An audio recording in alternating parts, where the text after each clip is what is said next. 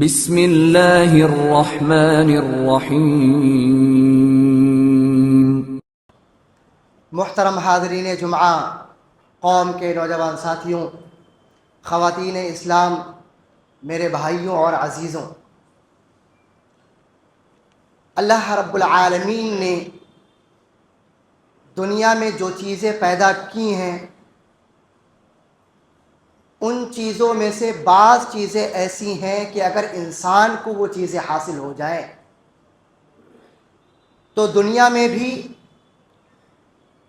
دنیا کے لوگوں کے نزدیک بھی اور اللہ رب العالمین کے نزدیک بھی اس شخص کا مقام اونچا ہو جاتا ہے، اس کی فضیلت اللہ رب العالمین نے بیان کی ہوئی ہے، اس کا رتبہ اللہ رب العالمین کے یہاں بڑھ جاتا ہے۔ بعض چیزیں تو ایسی ہیں جن کو ہم نے بنایا ہوا ہے کہ اگر کسی کو وہ چیزیں حاصل ہو جائیں تو ہم کو یہ لگتا ہے کہ ان کا رتبہ بڑھ گیا،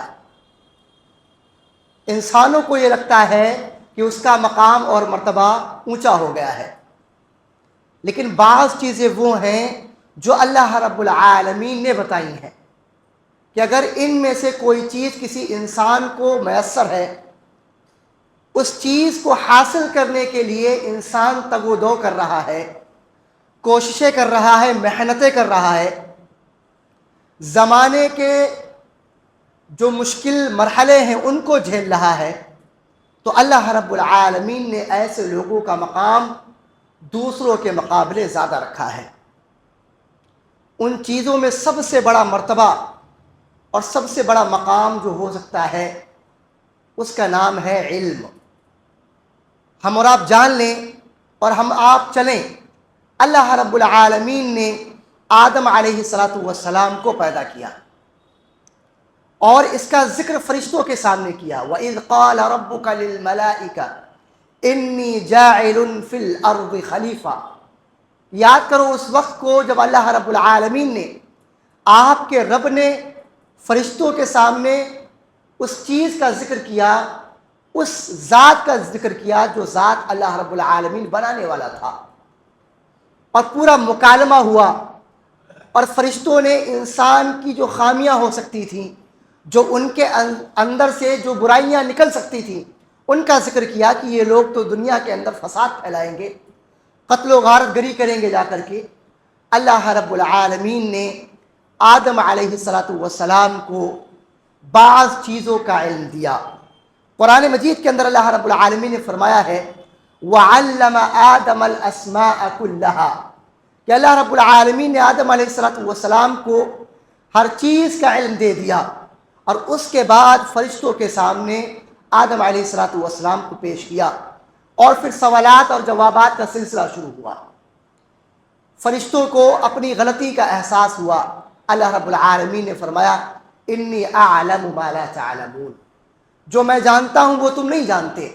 اور اس کے بعد اللہ رب العالمین نے قرآن مجید کے اندر ارشاد فرمایا ہے، اور ہم اور آپ پوری دنیا کے تمام انسانوں کے لیے یہ آیت ایک موٹیویشن کا کام کرے گی۔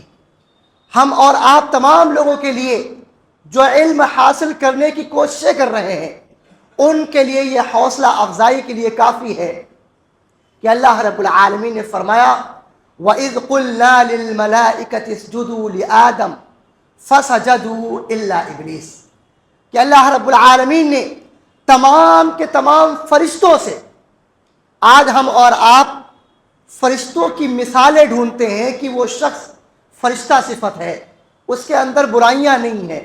ہم اور آپ دیکھیں کہ اللہ رب العالمین نے علم کی بنیاد پر جو مقام انسانوں کو دیا ہے، جو رتبہ انسانوں کو دیا ہے، جو اہمیت انسانوں کو دی ہے، اور ایسے انسانوں کو جن کو اللہ رب العالمین نے علم دیا ہے، وہ دیکھیں کہ کیا مقام ہے۔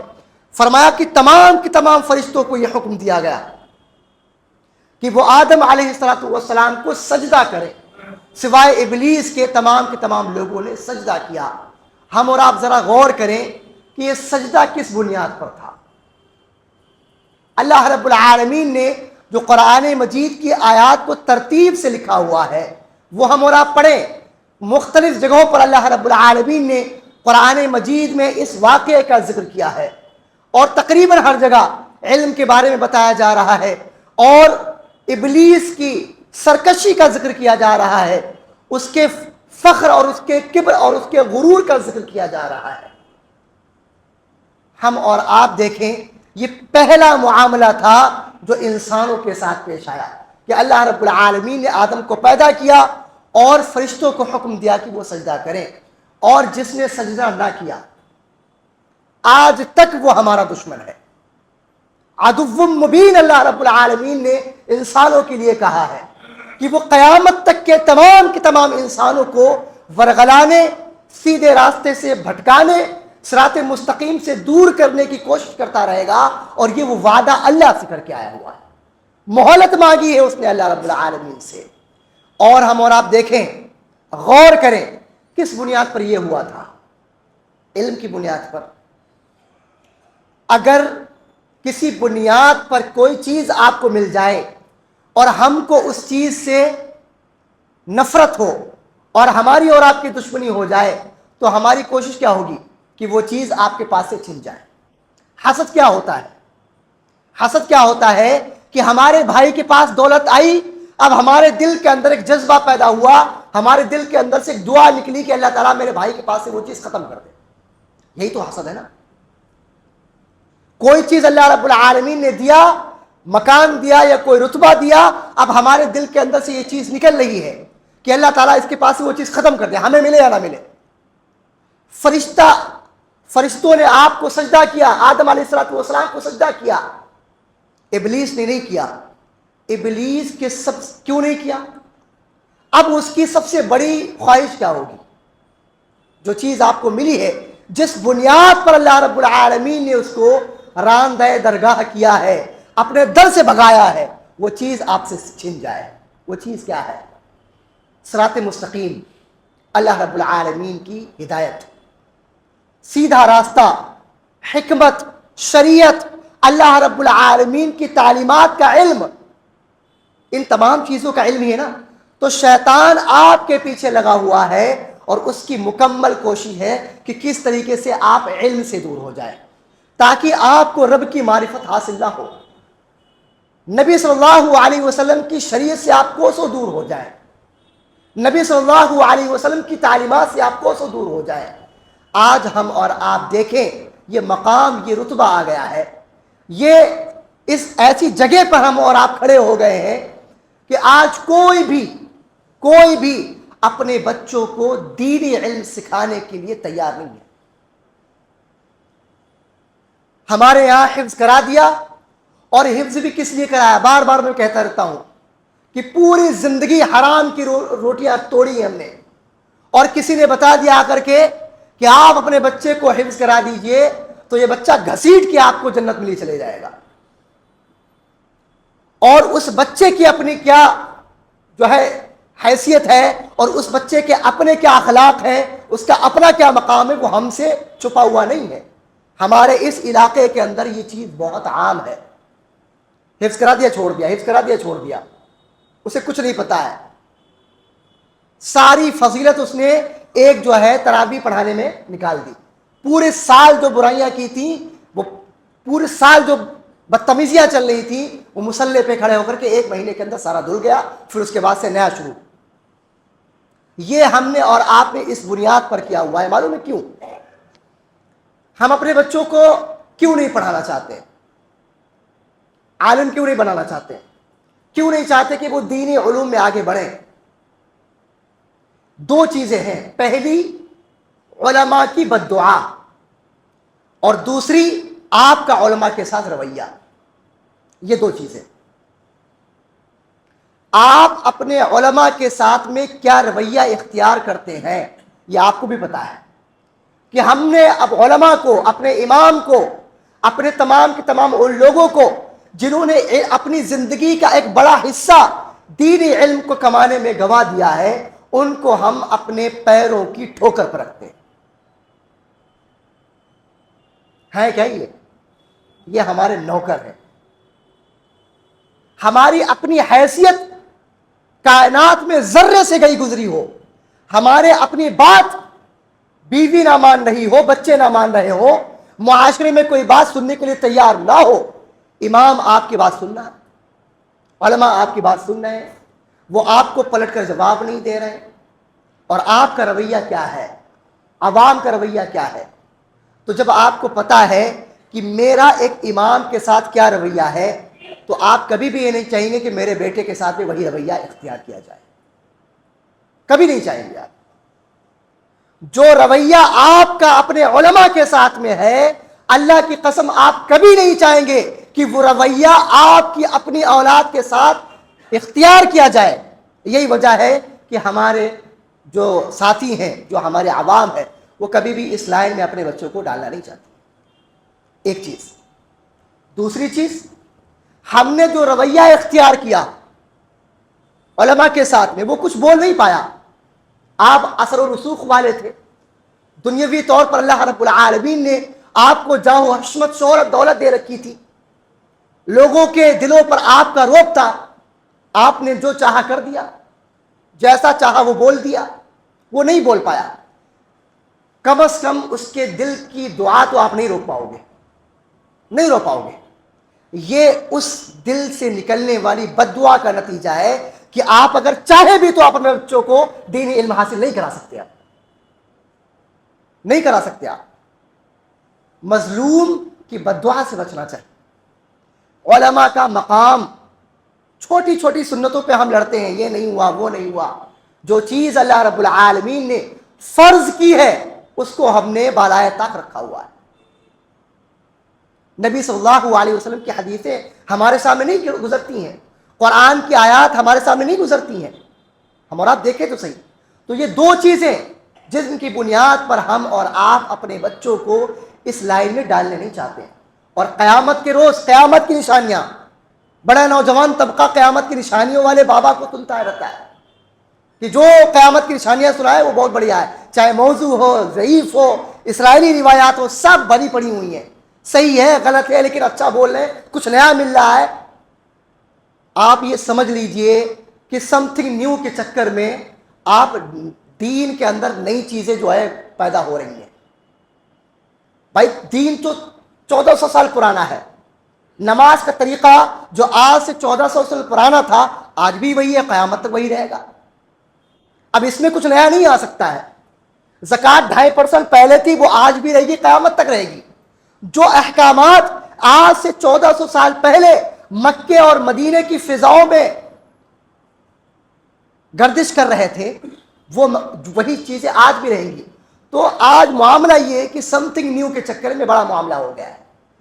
ہم چاہتے ہیں امام سب پرانی چیزیں بتاتے ہیں، وہی پرانی گھسی پٹی چیزیں، قیامت تک اللہ رب العالمین آپ کو زندگی دے دے تب بھی آپ کو یہی چیزیں بتائی جائیں گی، کیونکہ یہی شریعت ہے، کیونکہ یہی حدیث ہے، یہی قرآن ہے۔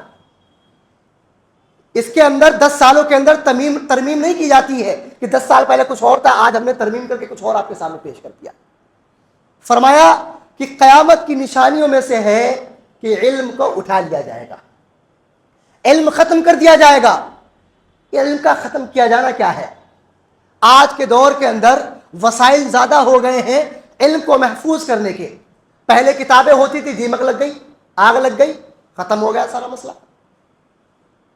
آج کے دور میں علم کو محفوظ کرنے کے وسائل زیادہ موجود ہیں، ٹیکنالوجی اپنے عروج پر ہے، اس کے باوجود یہ حدیث اپنی شان کے ساتھ میں کھڑی ہوئی ہے اور یہ کہہ رہی ہے کہ علم اٹھا لیا جائے گا۔ ٹیکنالوجی بڑھتی چلی جائے گی، اور بھی وسائل قیامت تک آئیں گے جو علم کو اور محفوظ کر لیں گے، لیکن پھر بھی یہ حدیث اپنی شان کے ساتھ کھڑی ہے کہ اللہ کے نبی صلی اللہ علیہ وسلم بیان فرمایا کہ قیامت سے پہلے علم کو اٹھا لیا جائے گا۔ اور فرمایا کہ علم کا اٹھایا جانا کیا ہے؟ علم کا اٹھایا جانا یہ ہے کہ علماء کو اللہ رب العالمین اٹھا لے گا۔ اچھا، علماء کو اٹھا لے، کوئی چیز مارکیٹ میں ہو، وہ چیز ختم ہو جائے اور اس کا پروڈکشن جاری ہو تو اس کو ختم نہیں مانتے ہیں۔ کوئی چیز مارکیٹ میں آ رہی ہے اور وہ مارکیٹ میں بک رہی ہے، اس کو استعمال کر رہے ہیں، کھانے پینے کی چیز لے لیجئے، ہم نے کھائی، ختم ہو گئی، لیکن پروڈکشن اس کا جاری ہے، اس کی تخلیق ہو رہی ہے، تو اس کو ختم نہیں مانا جاتا ہے. ختم اس کو مانا جاتا ہے کہ پروڈکشن رک گیا اور وہ چیز جو مارکیٹ میں تھی وہ بھی ختم ہو گئی. تو قیامت کے روز، قیامت سے پہلے اللہ کے نبی صلی اللہ علیہ وسلم نے بیان فرمایا کہ علم اٹھا لیا جائے گا. اور علم کا اٹھایا جانا کیا ہے؟ علماء کو اٹھایا جانا. مطلب کیا؟ جو علماء ہوں گے علم وہیں تک رہ جائے گا، کوئی اور پروڈکشن علم کو سیکھنے والے ختم نہیں جائیں گے اس کے بعد. اور جو عالم رہ جائیں گے ان کا انتقال ہو جائے گا، ساری کی ساری مارکیٹ ختم. اب لوگ جاہلوں کو اپنا سردار، اپنا مفتی اور اپنا عالم تصور کریں گے، اپنا امیر بنائیں گے اور ان سے سوالات جوابات کریں گے. وہ خود بھی گمراہ ہو رہے ہوں گے، لوگوں کو بھی گمراہ کر رہے ہوں گے. یہ چیز ہم اور آپ دیکھیں یہ کیسے ہوگا؟ یہ ہمارے اپنے کرتوتوں کی وجہ سے ہوگا. یہ ہمارے اپنے اعمال، ہمارے اپنے جو معاملات ہیں نا، ان کی وجہ سے ہوگا. قرآن مجید میں اللہ رب العالمین نے فرمایا قل هل يستوي الذين يعلمون والذين لا يعلمون. اے نبی صلی اللہ علیہ وسلم ان سے پوچھئے کہ جو جانتے ہیں، جو جانکار ہیں اور جو جانکار نہیں ہے، کیا وہ برابر ہو سکتے ہیں؟ نہیں ہو سکتے برابر. اسی طریقے سے ہم اور آپ دیکھیں نبی صلی اللہ علیہ وسلم کی حدیث. ہم چھوٹی چھوٹی چیزوں کو، سنتوں کو یاد رکھتے ہیں نا، اور اس پر کوشش کرتے ہیں کہ عمل کیا جائے، اور پھر اس کے بعد وہ اپنے اندر ایک چیز بھی پیدا ہو جاتی ہے کہ ہم نے بہت بڑا کام کر دیا ہے. دیکھیں حدیث نبی صلی اللہ علیہ وسلم فرمایا العلماء ورثۃ الانبیاء. ایک بڑا نیتا ہے، بہت بڑا نیتا ہے، اس کا بیٹا نیتا ہو یا نہ ہو، اس کا مقام اور فضیلت ہم اس کو سلام ٹھوکتے ہیں. ایک بہت پیسے والا ہے، کمایا اس نے ہے، لیکن اس کے بیٹوں کے ساتھ میں بھی عزت و تکریم کے ساتھ پیش آیا جاتا ہے. یہی ہوتا ہے نا دنیا میں. لیکن یہ اصول ہمارے اپنے بنائے ہوئے ہیں، ہماری مرضی کے مطابق کے ہیں. حدیث دیکھیں پھر ہم دیکھیں کہ ہمارے اصول دینی معاملات میں کیسے پلٹ جاتے ہیں، ختم ہو جاتے ہیں. وہاں سے پھر دنیا میں معاملے میں چلے گا. یہ دین کے معاملے میں یہ اصول کام نہیں کرتا ہے، کیونکہ یہ ہمارے اپنے بنائے ہوئے. فرمایا رسول اللہ صلی اللہ علیہ وسلم نے العلماء ورثۃ الانبیاء. علماء جو ہیں جن کو اللہ رب العالمین نے علم دیا ہے، یہ جو انبیاء ہیں، نبی کی بات نہیں کی گئی ہے. سنگولر کا ورڈ یوز نہیں کیا گیا ہے یہاں پر، پلورل بہو وچن استعمال کیا گیا، جمع کا صیغہ، کہ انبیاء کے یہ وارث ہیں. اور فرمایا کہ وَإِنَّ الْأَنْبِيَاءَ لَمْ يُوَرِّثُوا دِينَارًا وَلَا دِرْهَمًا وَإِنَّمَا وَرِّثُوا الْعِلْمَ. انبیاء کرام اپنے پیچھے وراثت میں دینار و درہم، پراپرٹی، جائیداد چھوڑ کے نہیں جاتے ہیں. اور انبیاء کرام کیا چھوڑ کے جاتے ہیں؟ فرمایا وَرِّثُوا الْعِلْمَ. انبیاء جو ہیں وہ اپنے پیچھے علم چھوڑ کے جاتے ہیں، اور جو بھی ان کو لے گا وہ ان کا وارث ہے. آج ہم نے وہی مثال لے آئیے. ایک پیسے والا تھا، باپ اس کا چھوڑ کے پراپرٹی مرا ہے، اس کا مقام ہمارے یہاں زیادہ ہے. ایک نیتا انتقال کر گیا، اب اس کا بیٹا نیتا ہو یا نہ ہو، اس کا مقام زیادہ ہے. ایک نبی، اور نبی نہیں انبیاء کی بات چل رہی ہے. انبیاء اپنے پیچھے میراث جو چھوڑ کے گئے ہیں ہمارے درمیان، وہ کیا ہے؟ علم. اور ان کے حاصل کرنے والوں کے ساتھ ہمارا معاملہ کیا ہے؟ انبیاء کے وارثین کے ساتھ. یہ میں اپنی بات نہیں کہہ رہا ہوں، یہ میری زبانی زباں خرچ نہیں ہے، یہ نبی صلی اللہ علیہ وسلم کی حدیث ہے جو میں آپ کے سامنے پیش کر رہا ہوں کہ علماء کرام کا مقام یہ ہے کہ وارث ہیں. اس کے باوجود انبیاء کے وارثین کے ساتھ میں ہمارا معاملہ کیا ہے؟ کیوں نہیں علماء کرام آگے بڑھتے ہیں؟ کیوں نہیں آگے جا رہے ہیں؟ کیوں آپ اپنے بچوں کو نہیں پڑھا رہے ہیں؟ یہی وجہ ہے. کیونکہ پیسے بھی نہیں ملیں گے. انہیں پتا ہے 3,000 میں تو مولوی مل جاتا ہے، ہم کو 4,000 میں مل جائے گا، اور اس کے بعد جیسے چاہو گھسیٹو. بیوی نے گھر پہ جو ہے غصہ کیا، سارا غصہ امام پہ نکال دیا، اور مؤذنین پہ نکال دیا، علماء کرام پہ نکال دیا آ کر کے. اچھا ایک چیز اور بھی ہے، ہمارے یہاں معاملہ یہ ہے کہ کہا جاتا ہے کہ جو دین کے علم حاصل کر رہے ہوتے ہیں، اور جہاں دین کا علم مل رہا ہوتا ہے، وہاں کے مرکز جو ہوتے ہیں، وہاں پڑھنے والے بچے بڑے شرارتی ہوتے ہیں. یہ آپ نے بہت سنا ہوگا، یہ بڑے شرارتی. اب ہمارا اپنا معاملہ کیا ہوتا ہے کہ ہم اپنے بچوں کو جب پیدا ہوتا ہے تو ہماری سوچ کیا ہوتی ہے کہ اس کو ڈاکٹر، اس کو انجینئر بنائیں گے. آپ کی سوچ اپنی جگہ صحیح ہو سکتی ہے، کوئی غلط نہیں ہے، کبھی بھی اسلام نے اس چیز سے منع نہیں کیا آپ کو، بالکل ٹھیک ہے. جب لگتا ہے کہ لڑکا بالکل کسی بھی لائق نہیں ہے, کچھ بھی اس کے اندر نہیں ہے, کچھ بھی نہیں کر سکتا, اس کے بعد ایڈمیشن کہاں ہوتا ہے اس کا؟ پھر آپ دیکھیے اس کو. اچھا گھر میں بچہ ہے اور شرارتوں کی انتہا پار کر دی, یعنی وہ ماں جس نے اس کو جلا ہے وہ بچہ اس ماں کی بھی بات سننے کے لیے تیار نہیں. وہ باپ جس نے اس کو پال پوس کے, جس کے پیسوں پہ پل پوس کے وہ بڑا ہوا ہے, پرورش پا کے پڑا ہوا ہے, اس باپ بھی کی بات ماننے کے لیے بھی وہ تیار نہیں. اب اس کو لوگ مشورہ دیتے ہیں کہ ایسا کرو, اس کو جو ہے فلاں جگہ ڈال دو تو صحیح ہو جائے گا. اب آپ سوچو وہاں ڈالنے کے بعد انہوں نے کیسے اس کو ہینڈل کیا اور بنا کے نکالا باہر. آپ جو چیز آپ کے اپنے خون پر آپ کی نہیں چل رہی تھی, ان لوگوں نے بنا کے نکال دیا جو مقصد تھا. اس کے باوجود کیا کہا جاتا ہے کہ یہ سارے معاملات ہیں. ہمارا اپنا بھی تو دیکھیں, ہم کس کو کس مقام پر رکھ رہے ہیں. ہوشیار لڑکا ہے تو کہیں اور جا رہا ہے, سیدھا سادہ لڑکا ہے تو کہیں اور جا رہا ہے, جو بالکل ویسٹیج جس کو کہتے ہیں وہ پہنچا دیا گیا وہاں پر. اور اس کے بعد اس کے اوپر کیا کہا جاتا ہے کہ یہ معاملہ ہمارے ساتھ ہو رہا ہے, یہ ایسے ہوتے ہیں, وہ ویسے ہوتے ہیں. آپ اپنا یوگدان دیجئے نا اس میں, خالی زباں خرچ نہیں کہ چائے کی ٹپری پہ بیٹھے چار باتیں کی, بڑا خراب ماحول چل رہا ہے, ماحول خراب خود کر رہے ہیں بیٹھ کے. اسی طریقے سے ہم اور آپ دیکھیں اللہ کے نبی صلی اللہ علیہ وسلم نے کیا حدیث بیان فرمائی, فرمایا اذا مات الانسان, جب انسان مر جاتا ہے, انقطع عمله الا من ثلاث, اس کے سارے اعمال جو وہ دنیا میں کر رہا ہوتا ہے ان کا اجر ختم. آپ نماز پڑھ رہے تھے, آپ دوبارہ نہیں, نماز جو کر رہے تھے وہ ختم ہو گیا.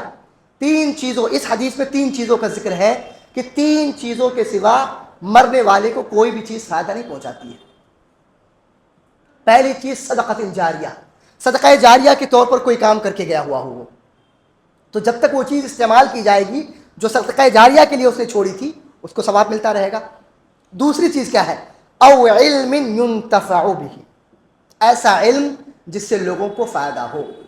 یعنی مرنے کے بعد بھی آپ کو آپ کی دولت, آپ کی اولاد کام آنے والی نہیں ہے اگر آپ نے اولاد کی صحیح تعلیم اور تربیت نہیں کی, یا آپ نے اپنے علم کے ذریعے سے کوئی چیز حاصل نہ کر لی ہو, لوگوں کو سکھانا دیا ہو. اگلی چیز جو ہے او ولد صالح يدعو له, نیک صالح اولاد جو اس کے لیے دعا کرے. تو نیک صالح کیا ہے؟ نیک صالح کیا ہے؟ جس اولاد کو نماز پڑھنے کی توفیق نہیں ہے, آپ کو لگتا ہے وہ نیک صالح ہے. آپ کے نماز جنازہ آخری بار اس نے پڑھا تھا, اس کے بعد اس کو جمعے کی خالی توفیق مل جاتی ہے دھوکے دھاکے میں, اور وہ بھی ہیلے بہانے سے, اور توفیق نہیں مل رہی ہے. وہ آپ کے لیے دعا کرے گی.